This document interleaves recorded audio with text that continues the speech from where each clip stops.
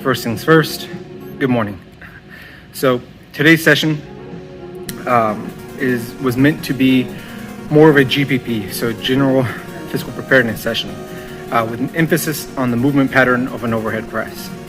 So started as I did earlier this week with a dynamic warm-up, cycling to the gym, trying to push a little bit harder this time, trying to maintain a higher speed, etc. As I'm getting used to the bike, as I'm getting used to cycling in general, getting used to what gear I need to be in, depending on whether I'm in the incline, flat, or decline coming here, and getting better, as you do with practice.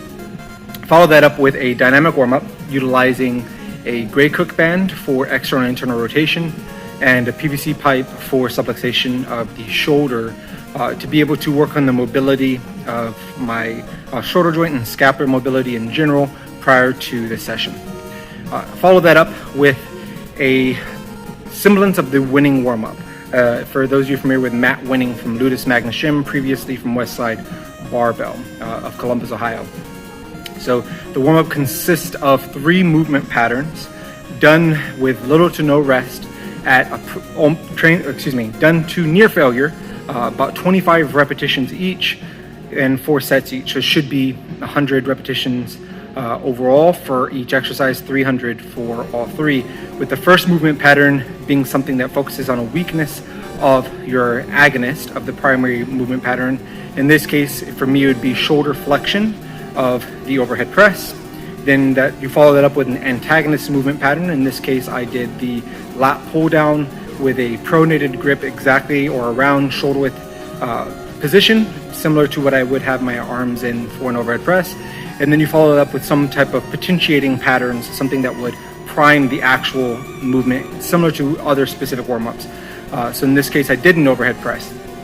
Now, I did 3 sets instead of 4 sets, primarily because I went into this and it was a lot more challenging than I thought it was going to be. I've done the winning warm-up plenty of times before, and it's always challenging, but this one really beat me to the ground. And that's probably because for the prime motion, for the potentiating pattern, the 3rd exercise, I chose to use a slosh pipe. Some of you may be unfamiliar with a slosh pipe. You'll see it in the video. So the slosh pipe is 10 feet long. It was made by one of our previous instructors, Sergeant First Class Adam Berry. So what it is filled about 1/3 of the way with water. It weighs approximately between 35 and 40 pounds. So it's not heavy, but it's extremely challenging due to the dynamic balance involved with basically making it an asymmetrical lift as the water is always moving. So that really humbled me. I, at no point in time through any of the 3 sets, was able to complete the 25 reps unbroken. So I started my first motion with a forward raise, utilizing a cable crossover machine, lat pulldown as I discussed before, and then the slosh pipe.